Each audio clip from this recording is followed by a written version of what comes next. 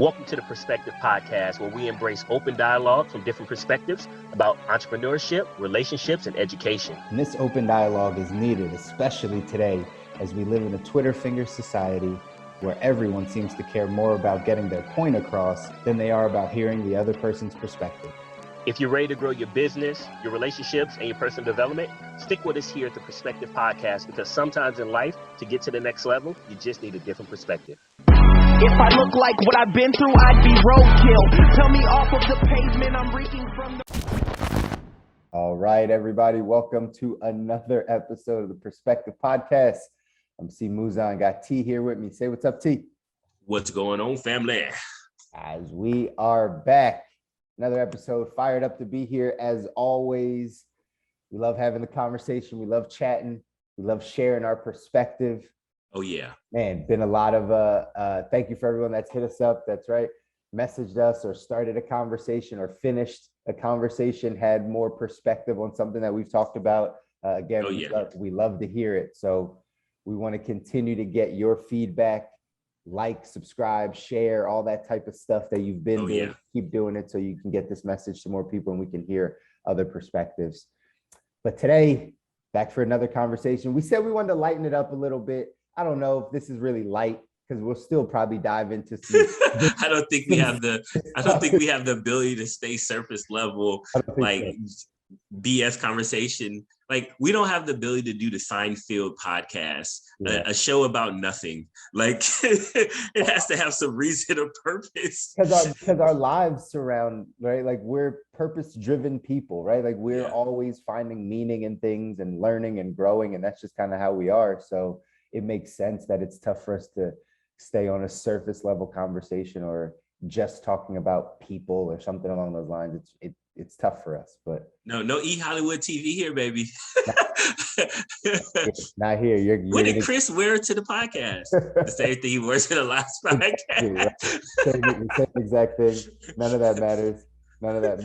So at the end of the day, guys, we're here for another episode. We want to this conversation, though, T and I were talking about, I'm not always in the realm of sports and entertainment, let's just say sports and entertainment, but it is something that's always been on our radar, right? It's something that we're always kind of flowing out of. At the end of the day, right, many of you that have been following us and know us, right? T and I played college basketball together, right? So we have a background in athletics in college sports, but in general, just sports.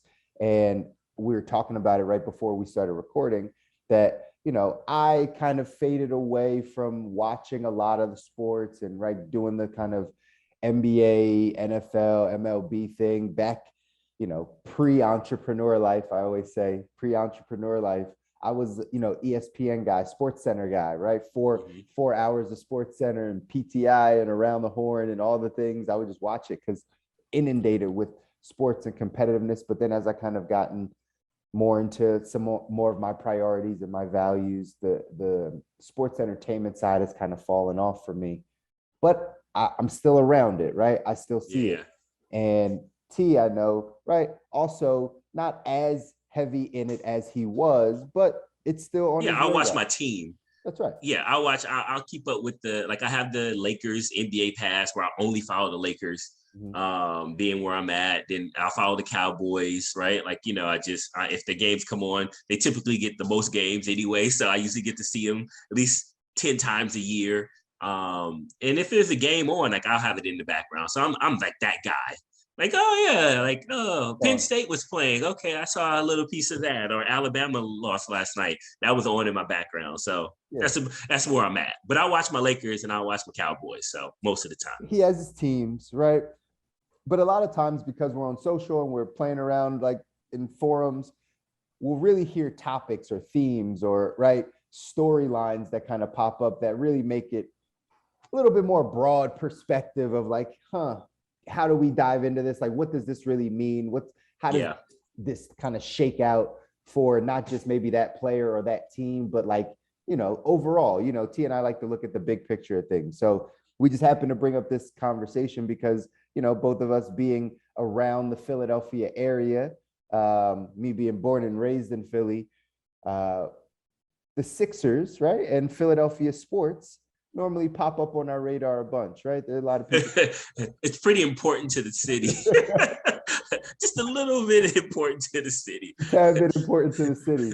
Whether you're an Eagles fan or a Sixers fan or a Phillies fan, doesn't matter, right? Sports runs deep in the blood of Philadelphians, and right now, when it comes, it's very personal.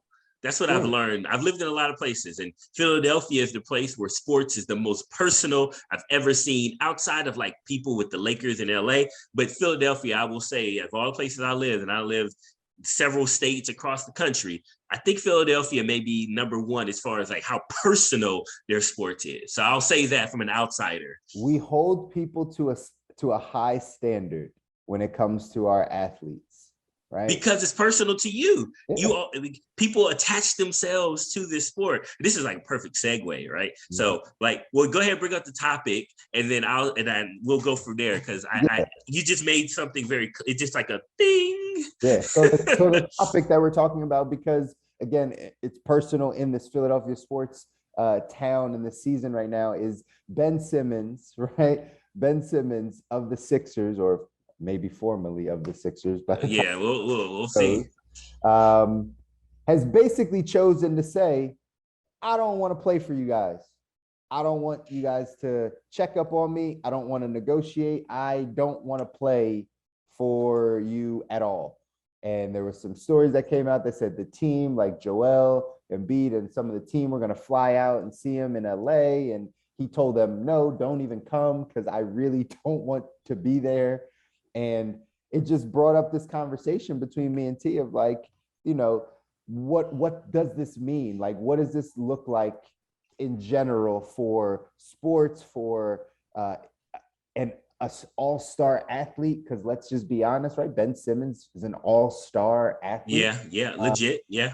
All-star. Is this entitlement? Is this a new wave? Because we saw James Harden do the same thing. So like this became our conversation. So you can dive into and talk about kind of whichever way you want to take it with Ben Simmons, or just the idea behind what's happening right now. But yeah, give me your thoughts on this situation. Look, being here or near the area of Philadelphia, this is very personal, right? And I feel like it's personal. People have made sports a part of their identity. Okay, so this is why this is so problematic. Exactly. I can start right here. This is problematic. I'm talking about from the fan. Like, people have made sports a part of their identity, meaning if the team loses, they feel like they lost. Like they actually lost at something. If the team wins, like when the Eagles won, we won. Like, no, when they say we won, they really mean I won. I won at life. I can die now because the Eagles have won, the Sixers have won. Like, and so now you have this player who's not American, right? So let's call a spade a spade. He's not American. He didn't even want to play for the 76ers to start. So let's give some background around this. He was going to be the number 1 draft pick, and the Lakers had the number 2 pick, and he wanted to go to the Lakers. But he took the number 1 pick to be number 1 overall. Maybe it was a pride thing, because he could have Eli Manning it, saying, I don't want to play for the Sixers on the front end. The Sixers and the Lakers could have did a deal, and the Lakers would have picked him, and the Lakers wanted him. And they ended up picking, his name just off. Now I'm mad because whatever. I don't want to disrespect the player, because I know his face is in my mind, but I just can't get it. We'll figure it out. They call him the second coming of, he's down in New Orleans now. I'm trying to say it, maybe you remember. Zion? No, not Zion. Ben Ingram. Ben Ingram. Ben Ingram. You know what I'm talking about. Yeah, nonetheless, right? Somebody's gonna kill me. It's like, you're a Lakers fan. Well, he's no longer there. That's why I don't remember. No, I'm joking. But no, so he really didn't even want to go to Philly in the first place. Yeah. So I will say, as an outsider, I'm actually not surprised by this. Brandon Ingram. Brandon Ingram. There we go. I knew it. Like, there he goes. BI is a really great player, by the way. Actually, I was mad when they traded him, but nonetheless, but he didn't want to be there, and so he's been there. It's been a little rocky. Him and Joel, they didn't really get along, and no one, it seems, that he's gotten along with very much on this franchise. He didn't get along with Joel. He didn't get along with Jimmy Butler. He didn't get along with other players. And it seems like he's just kind of like been there, and he finally got the opportunity to get out this relationship. So he feels, based on the comments that Doc Rivers and Joel Embiid made at the end of the playoffs last year. It's kind of like, you ever been in a relationship and you really want to get out, and you just feel like you can't get out, but then they do something like so silly, and you can use that as the leverage point to be like, yeah, like, you know what? This is it. I'm tired of it. This is what Ben Simmons is doing. And the fans here are hot. They hot because you're literally breaking up with you. These are how people feel. And now Ben Simmons has made a lot of money. He's guaranteed. Look, he got 4 years left on his contract. He is set to make $33 million this year. $33 million. He has $140 million left on his contract. And he is like, I don't care. I want out. Hot take. He never wanted to be in Philadelphia. Sorry, Philadelphia fans. He didn't like you in the first place. He wanted to be in LA. That's why he just bought a house in LA. While he's holding out, he bought a house in LA. Okay. He didn't want to be here in the first place. He don't like the people that's been around. He don't care for the coaching. And he's using the slightest little thing right now to hold on to want to be out. And he's willing to risk $33 million or whatever portion of that away until. What do you want to do? Like now. Go ahead, babe. I'll stop there, and I'll give other thoughts around what people were saying during the time of the draft of why the Sixers should not have picked him to start. But I'll pause and I'll go from there. First off, let's just address the money. I don't think money is the thing when we're having these conversations about professional athletes and their choices and the decisions that they're making, right? Like 33 million, it is what it is. He's an all-star, right? Like he's gonna make his money. Yeah, he's gonna make his money regardless, whether out of this contract and the next contract, doesn't necessarily matter, right? He's made, just for perspective, so far, he's made $57 million from salary alone currently up until this point. $57 million in the last 5 years. But that being said, this is also his option. This is his choice, right? Yes. This is where I get into the conversation of like, why do we treat athletes like they're different than us? Just because, again, and maybe you can treat them different because they're an entertainer, right? Technically, even though they're an athlete, they're an entertainer. So you could maybe treat them differently. But this is the same kind of mindset that most people have if you wanted to leave your job, if you wanted to quit, right? What you're doing. We all, or many people that have quit a job, have mentally checked out of that job way before they actually quit. They actually made the decision like, this ain't working out. I'm not gonna, just till they figure out their plan. You might not actually walk out that day, but like, you're done. Your work suffers, right? You don't care about what people say. You don't care about your coworkers too much. The boss could write you up all they want. You already know you're leaving. And we allow people to have that space, right? If that was your coworker, like that's a pretty normal thing to think about. Yep. But when we talk about these athletes, when we talk about Ben Simmons, or we look at a James Harden who did that last year or 2 years ago, whenever that Anthony Davis before that. Yeah, right. In the offseason, just basically saying, I don't want this anymore. Well, do we feel like, back to the point of, this is so personal for me because I'm invested as a fan. I'm invested in your life as a fan and this team as a fan, that now I think I can control, or I have a right to talk about the decision that you choose to make about where you want to work. That's really what we're talking about, right? And it's like, I don't feel like I have any control over telling you where you want to work, right? If you don't want to work here, that's fine. That's perfectly fine. Now, as a fan, we want to set our team up. We want to make sure that, right, we're winning championships, but like, you're your own individual person. I actually don't care. It's just the city gets super upset. Like, well, I care because like if the team doesn't win, I didn't win.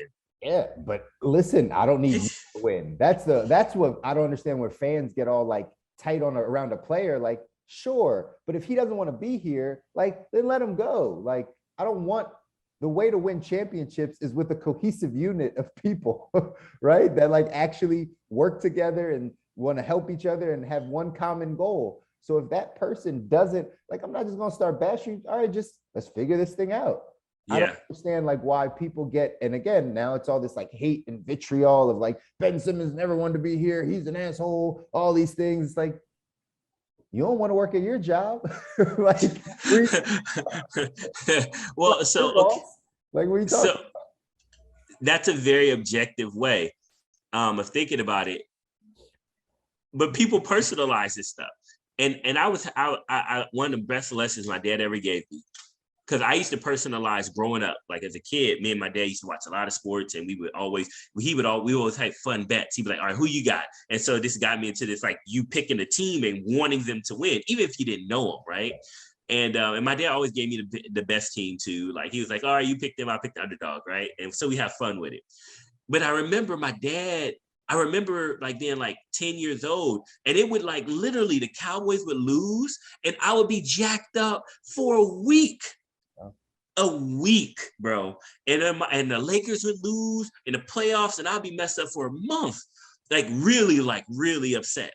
And my dad was like, Terell, you cannot get yourself so emotionally invested in these games that you are not playing in.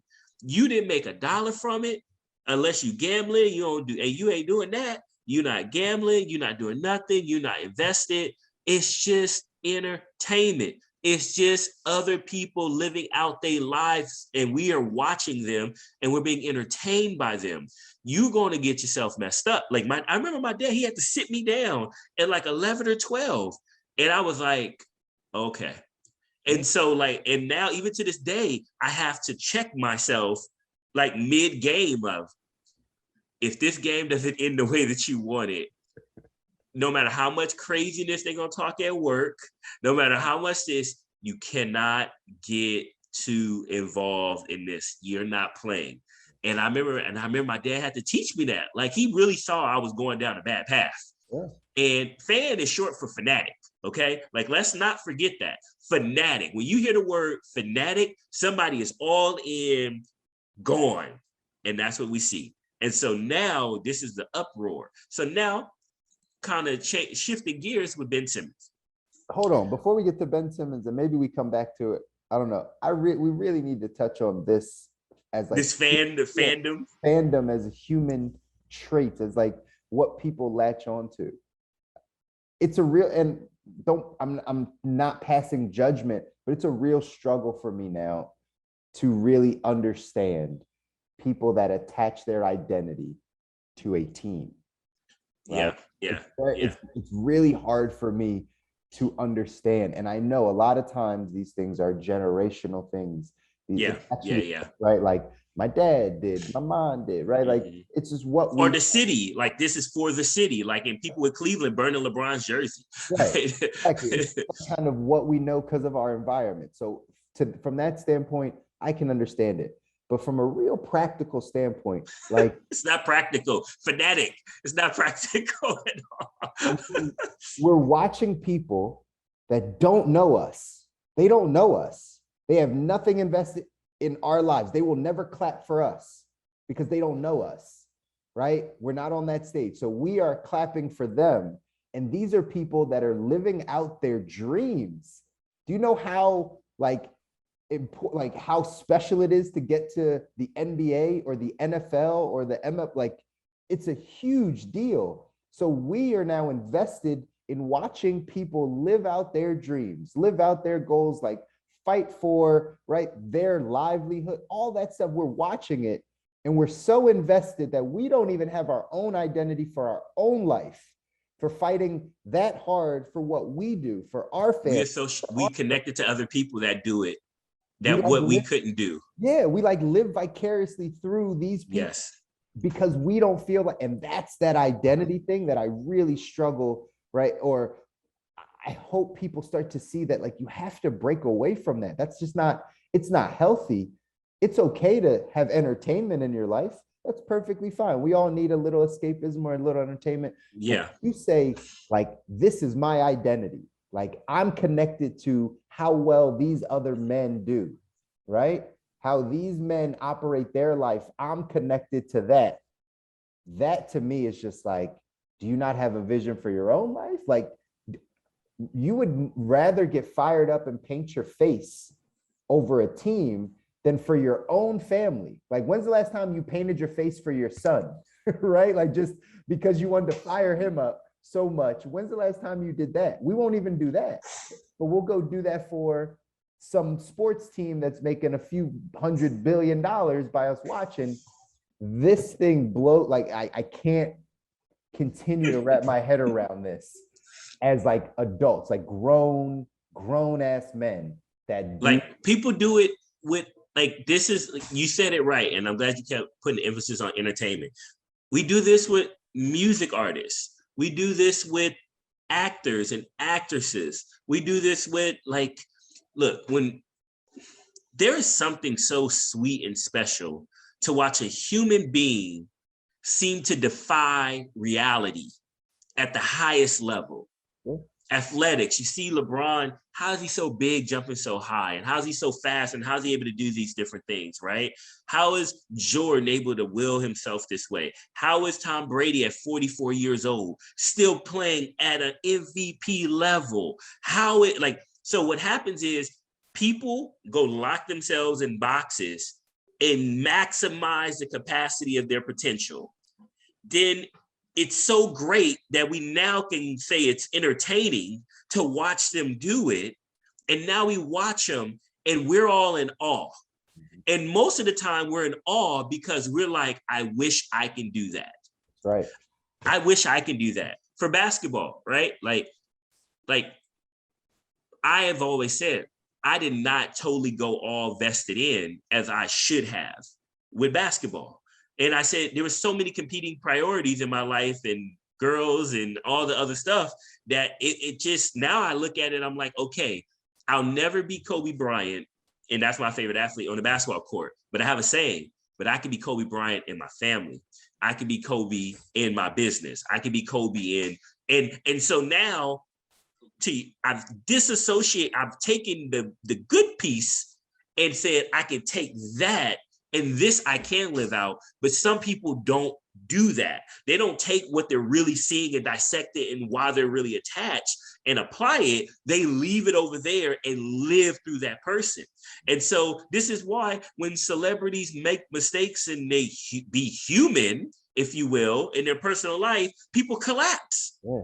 Like, oh, I thought they were everything. Oh my God. And then this is why they get so angry. How could you do that? You're a role model.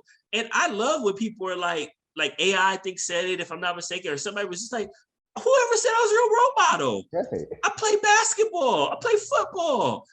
I am not, you are your old role model. You go get somebody else for that. I just play this really well. You only see me for 2.5 hours a week. You see me on TV. I don't talk to you. You don't talk to me. How am I your role model?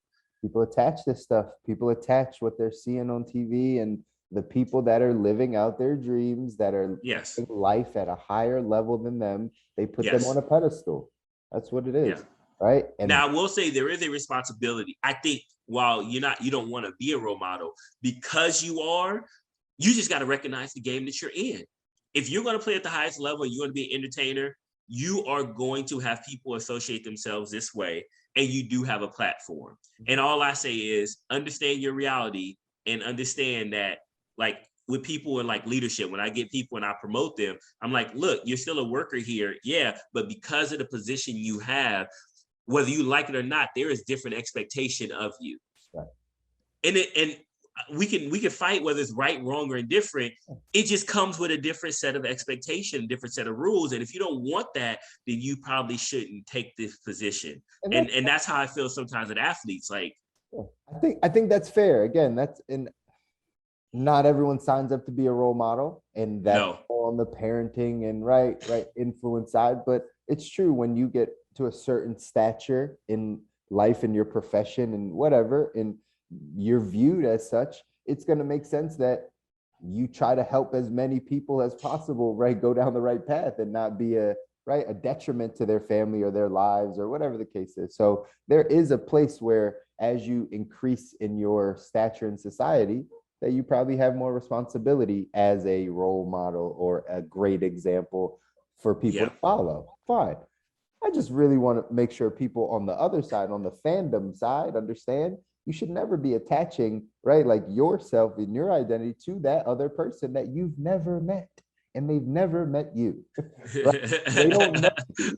You don't know them. So like, don't attach your identity or like how well you feel that day or right, whatever, you know, you're thinking about to that person, that entity, that team, whatever it is. That's a real thing. I think we just, as a society, we really need to focus on. Listen, look, this isn't just what we just talked. I mean, this is also, I know people that associate themselves with wrestling this way, and that's scripted. That's right. Like, they're set winners. And people are associating themselves. Like I said, so it doesn't talking entertainment again, whatever entertains you, that's perfectly fine. Like, you know, you can have these levels of entertainment, but when you start buying the merch and putting it on and painting your face and taking time off of work and right, going in and it affects your emotions because the next day after the person lost or this happened, right, now you don't feel good the next day, and right now you got to go burn the jersey or right, like when all this stuff starts, it's just like, what's up with your life, right? Just talk to me about right, like after you start going down this path with me, I just want to know, like, what else are you focused on? Like, what's your life like? Where are you trying to get to? And I just really think that that's got to be well, that ties perfectly into how people really feel. Like when you have yourself associated, now here comes Ben Simmons, James Harden, Anthony Davis, LeBron James. Well, LeBron didn't force his way out. He was a free agent, so he doesn't count in the category. But you know what I mean? Like people who wanted to get out, and they kind of like pulled the arm of the team to like, let me out of here, right? That's where now you're like, if you don't deal with that, you're never gonna look at Ben Simmons' situation objectively. Like Chris, you make a great point. You're just like, hey, he doesn't want to work at the job anymore there at that location of the job. And so that's his own priority because you don't want to work. How many times have you asked for a transfer from one department, from the one Wendy's to the other Wendy's, because the Wendy's you was at was ghetto, right? Like you didn't like the manager there. Nature, right? So what about the contract? So now this is where people get like held up, right? So just for this, because contractually, we don't sign contracts for the most part for employment in the regular world like we used to back in the day, like, you know, an at will compared to a contractual state. But what do you say, Chris, now to the fan that's like, okay, but he agreed to be here for 5 years. He signed on the dotted line. I would tell them, and you agreed to be married and you got divorced. So right now. But for real. Oh my God. All right. Podcast over. No more explanation. Perspective heard. Perspective understood. I'm out. We have nothing else to say. I have nothing else to say to that whatsoever. I think we have wrapped up a podcast abruptly early, and we've never had this. That's the point. The point is, like, what are you talking about? Like, oh my God. Circumstances change. Your boss changed. The teammates change, right? What happens all of a sudden after signing that contract when it was all roses and yeah, we're going to go win a championship and here's how we're going to put people around you and things are going to be great. And then you're working at it and you're trusting the process and you're like, this shit ain't working. I don't want to be here. Forget that contract, right? Forget that contract. I don't care about that. Like, again, we can't hold entertainers to this standard of like, well, because you get 33 million and I only get $20 an hour, you should be grateful for that. No, this is what I do for work. If you had the skills to make 33 million a year, you would have the same options of being like, this is what I want to do. This is what I don't want to do. They're not slaves to the money, right? Like I said, what we're really going down, and we kind of touched on this a little bit before we had jumped on. I said, what we might really be going down is also just this shift in kind of like options, whether it's entitlement, whether it's like, I just know that I have leverage in this situation. 10, 15 years ago in professional sports, the players didn't really have the leverage. The owners, the actual league, right, had way more kind of leverage than the players, than everybody else. And now we're going through this time because of LeBron, because of some of the other contractual things that have started to happen over this time, that people are like, I have the leverage. I'm the entertainment. The team isn't the entertainment. People are following me. They're buying my jersey. Right. They're disassociated with I've become the face. Like, that was like the term, right? The face of the franchise. Because I'm a big believer, like, just to be frank, I am a big believer that some of the greatest companies in the world, if you really look at them, the ones that people like really love, they have a face to them. Amazon has Bezos. Tesla has Musk. Apple has Steve Jobs. Like, who's the face of Bank of America? Exactly, right? Like that. But when you think about companies that people beloved, they usually have a face to them, right? And so these guys have realized, and gals have realized, like, I'm the face. It comes through me. And the ownership in the NBA in particular has understood, like, yeah, we kind of gotta lift these guys up and take care of them and nurture them. And now you get a situation when they want to go, they gonna go. Like I said, it's kind of like an adult tantrum, right? It's kind of like an adult tantrum of just like, you can't make me. I'm just gonna yell and kick and scream, like, you can't make me. But it's true, like, you can't make them. Like, and now again, from a money standpoint, they make so much money. Like, Ben Simmons has made $57 million. Most people on this planet will never, I will argue and say 98% of the people on this planet will never make $57 million in their life. Most likely. And he's already made it from 19 years old to 24, 25 years old, whatever he is. Yeah. Right? And so he can stop. Like, he can stop. Let's say he got good investments and he got a good financial advisor and people around him, and he's willing to live within a budget means while his stuff continues to grow. He could be like, I don't care. I'll wait this whole contract out. Y'all ain't got to pay me nothing. And then after that, I'll be 28. I'll still be good, years off. And then I'll just go make another $50 million on the back end. Which, if we talk to people outside of the context of your favorite athlete, that would make sense for a human being to be like, yes, I'm just going to sit out this year, and I'm still going to go ahead and make money next year. Like, everyone would be cool with that. And guess what? And here goes the crazy part, Chris. He doesn't even he can sit out this year and go to China, and China will pay him double his salary because he's a face, and he would bring in so much money. Ben Simmons locks out the NBA, goes to China to play. He would make 50. Like, I remember Kobe on his last year, they begged Kobe. They were going to try to pay him $100 million or something stupid to play one 26 game season.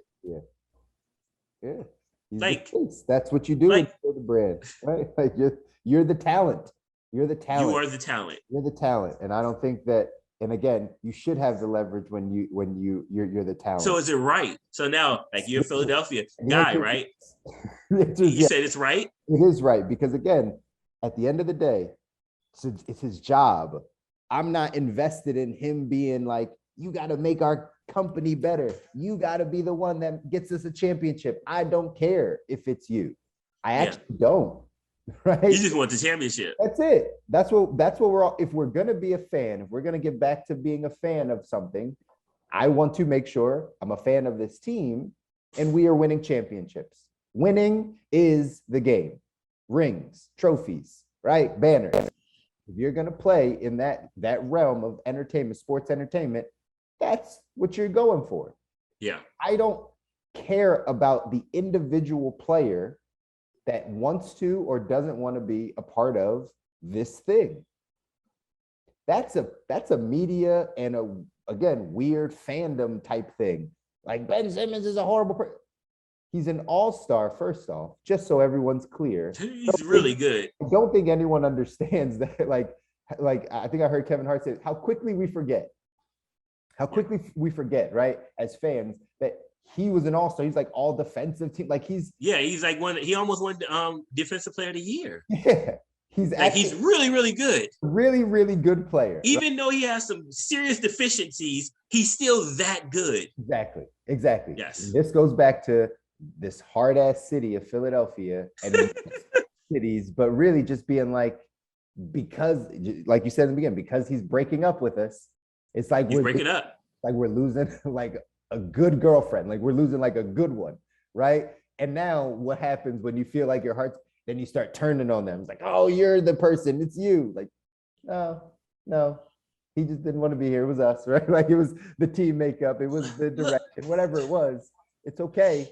Just let him go. That's the right thing to do. We shouldn't hold on to like, and again, is it right for all athletes to do that? Well, if you're the talent and you have the leverage, is it right to do that in your corporation? If you work at a job? Right. Okay. So now, and I guess this will be the last point because we can go down a deep dive rabbit hole with this one. So I'm going to be the other perspective for a second.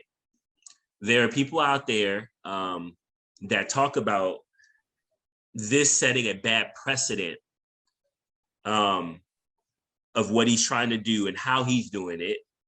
And when the collective bargaining agreement comes around, the billionaires are going to close up this potential loophole and make it very much more difficult for guys in the future in it, like trying to protect from this happening again, right? Because the franchise, like, we just locked this guy up for 6 years contractually, and it's like, it doesn't even matter. He's forcing his way out. And so there's an argument on the other side that says, Ben, you pouting and don't want to work here anymore, don't want to live up to your obligation of what you said you're going to do when you took all that money to begin. Now you're going to make it harder on the guys behind you and potentially cause them to lose money because of how you're acting. The owners are going to take it back out on you guys. What do you say to that perspective? Yeah, that's a internal job, right? Like it's an internal matter, right? A lot of times outside looking in, I don't know all those things about how that's going to affect the next player down the line, how that's going to affect the next employee. But I don't know that that's my responsibility either. That's not his responsibility either, right? That goes back to how much do you do for the organization versus how much do you do for you, right? What do you balance inside of, because again, we can scope this out and say this is not just the NBA or right professional sports. This is like what people have to deal with in general, right? If you are the talent, all right, well, do you care more about, hey, this sets a precedence in this organization, right? For my job, for my company, that I may be screwing it up for those people, right? Because now so-and-so is not going to get the same raise, or so-and-so is not going to get the same bonus, or right? Is that what is top of mind? Or is my livelihood and what I need to do and what my family needs, like, is that more important? Does that take precedence, right? So we're always, I don't know how to answer that one, right? Yeah. Well, I guess the other side of it too, to give the other side of perspective, because I have no feelings on it for the most part. Because I'm like, hey, look, it is. I'm a big believer. I'm like you, Chris. Like, okay, you don't want to be here, and I tell this to my team all the time. Like, I understand. I want you here. If there's something I'm doing to make you feel upset, if you're willing to grace me, and we can work together through that. But if not, there you go. Hey, I'll write you a letter like peace. So I understand that, because it takes too much energy to try to keep convincing somebody that doesn't want to be there already. I'd rather spend that energy on people that want to, and then we can go to higher level things. But that's just my personal opinion with it.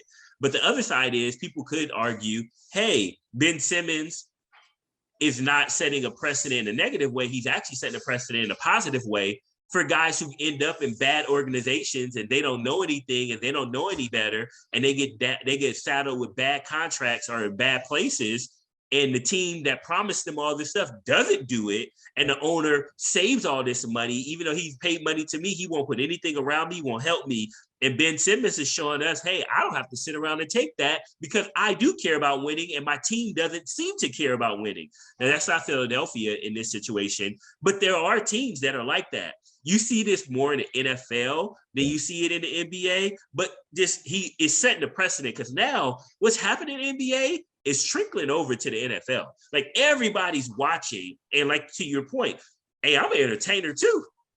I'm the best in class at what I do. And you're starting to see this starting to happen in baseball. Like Mookie Betts kind of got himself out of Boston, went to LA and won a World Series. So, or like there was an opportunity for him to go, right? And talk about the collective bargaining stuff, right? Like the NFL is known for like only a certain amount guaranteed, and the rest yes, is like option. Like that's the NBA might go to something like that. Like there's a certain amount, like a small amount guaranteed, but if you don't play or this doesn't happen, then the rest of it is like off the table. Right. I would be fair with that. Like if it was I think this is fair. If you said, hey, I'm about to give you $200 million over the next 4 years, that's $50 million a year, right? Let's use that. But after year one, let's say after year two, you're like, I don't want to play here anymore. All right, I'm only gonna pay you 25. Like, yeah, I'll still pay you 25, but I'm not. Your contract is not going to carry $50 million over. Right. Like, I can't get mad. I couldn't really get mad at, and maybe that's the clip. You want 50, you got to stay. If you're like, cool, I don't want 50, I'll take 25 and leave. I save $25 million, and we just move on. Yeah. But listen, like, you know, people have been finessing people out of contracts for years, right? Yeah, like there's no perfect contract. Yeah, like this happens all across the board, right? So to that perspective, to that naysayer, to that person that would be like, well, he's setting a bad precedent, like not necessarily. Is he setting a better one? Maybe, right? Like again, we don't necessarily know how things are going to play out. What we do know is at the end of the day, right? He doesn't want to work here. I don't want to be here. This isn't the place I thought it was going to be. So now we need to make some changes. If people, the fans, are too heavily invested in his life or his decision, right? They have to check themselves. Like fans, Philly fans, like check yourself, like relax. Like this guy's a great basketball player, right? He can get better. Yeah, his work ethic might not be there. But again, all this stuff is media. If that's the case, get him out of there. You're not going to win with them anyway. You're literally holding on to somebody and you be like, his F work ethic, he don't want to be here. Don't sound like he's the right guy for Philly. Exactly. Get him out. Just go. Just let him go. Don't bash him. Get him out of there. He's making things wrong. No, he doesn't want to work here. He's not a good fit. Let him go. Let's strategically bring in some better players, make sure that, right, we're formulating this thing so we can get to these championships, right? But fans, you cannot be fully invested in this team that doesn't know anything about you or care about you in your life, but you care so much about theirs. That is it's a toxic one-sided relationship. That's what that is. It is a toxic. It sounds like a stalker. It very much so is. Right? Isn't that like a stalker? Like I have no knowledge of you, and you, or for the most part, but you are so vested in me and the shrines, and you put your name on my back and your back. And when I do something wrong, your heart is broken and all this other stuff. When I cry, you cry, but you don't know me. Like that's kind of stalkerish. Not kind of. It is. It is. It's full blown.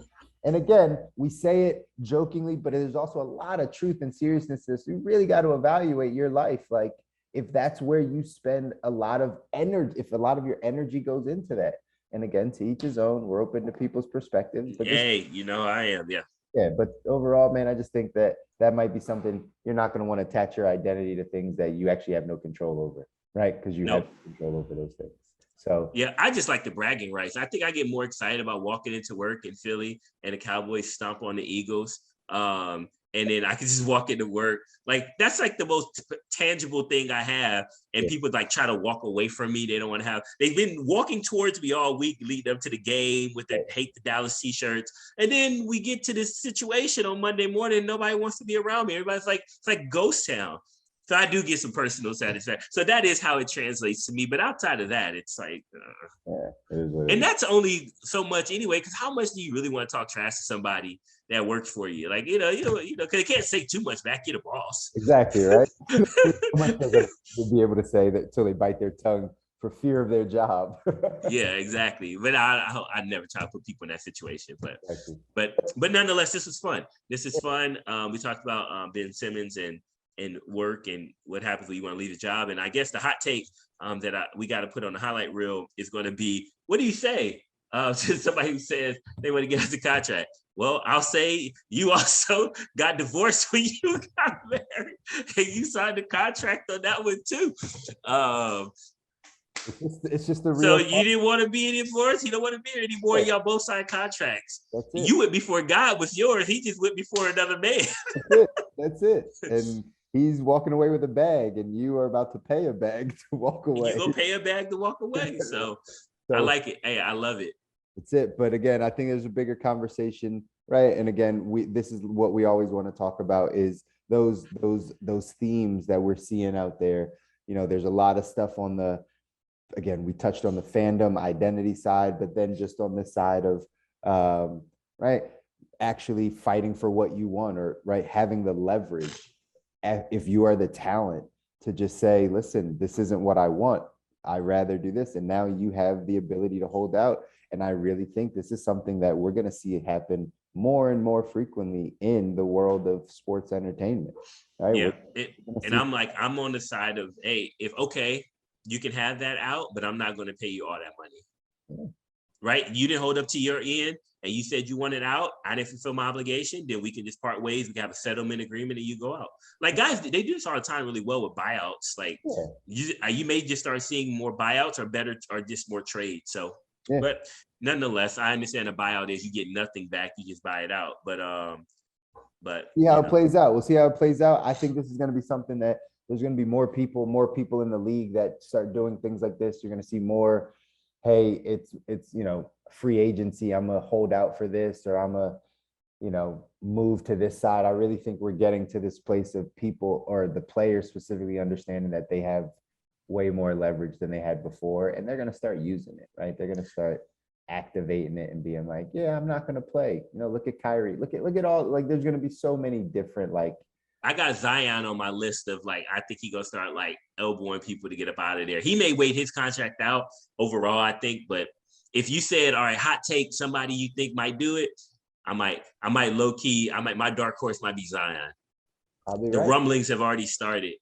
He needs to get in a bigger market, right? Like, he needs more. It might be about championship. It might be not about championship, right? Again, remember what we're dealing with here. This is not all just sports. There's entertainment aspects to this. Yes. Too, and branding and being a big name and egos and money and all the stuff that flows into it.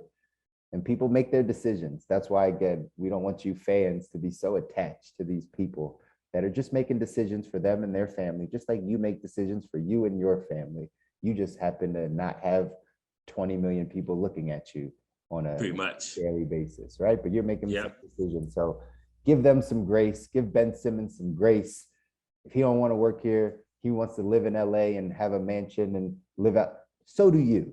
So do you, right? You want to live in LA and have a mansion. So let the man do what he's going to do. He's great at what he does. He just doesn't like this city, apparently. It's funny because one of my friends said they would see him out, right? Like, they, when you're in the life, especially here, like, you see those guys out, right? And he said, like, I would see him out and he would just be being an asshole to, like, people that probably, if you're from Philly, you don't want to be too, right? You don't want to be too disrespectful to, right? Because you don't know the area that you're in. And he was like, I would see Ben, like, he'd be like super disrespectful. These people would be like, dude, do you know, like, who you're talking to? Like, hopefully you understand that, like, you are not bigger than anyone else here. Like, you'll get robbed too, right? Like, it'll be the same thing. And he was like, it's always been that demeanor for him around that he's seen. Like, he's never wanted to be here.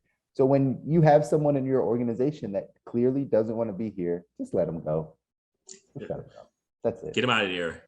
That's it. You're having a trade clause. You can trade wherever you want. Get what you can get the best you can get and move on. That's it. So, all right, guys, we chatted about this one. Give us your perspective. Let us know how you think about a sports team. Are you a fanatic? Are you one of those? Did this trigger you? Hopefully it didn't trigger you too much. If it did, then that's probably a good thing. That means you got some areas of opportunity to change. They're about to cancel our podcast. But we definitely want to hear from you. Hit us up, reach out, subscribe, like, all that good stuff, right? Again, we still haven't figured out where it is, but wherever that's going to be on the thing, subscribe, like, do it down there. We can't do stuff too much, man, because they're going to say when we blow up, they're going to say we're the part of Illuminati because Terrell did this hand gesture or something. Hand thing. They're going to, like, freeze frame it like this. Right. Yeah, and they're gonna be like, look, I told you. Exactly. But either way, we still want to keep talking to you guys now and continuing to move forward because we want to hear your perspective. We appreciate you guys that have been tapping in with us and share it with people. We want to have more conversations. All right. So until next week, guys, signing off. God bless y'all. Appreciate you. Take care. Thank you.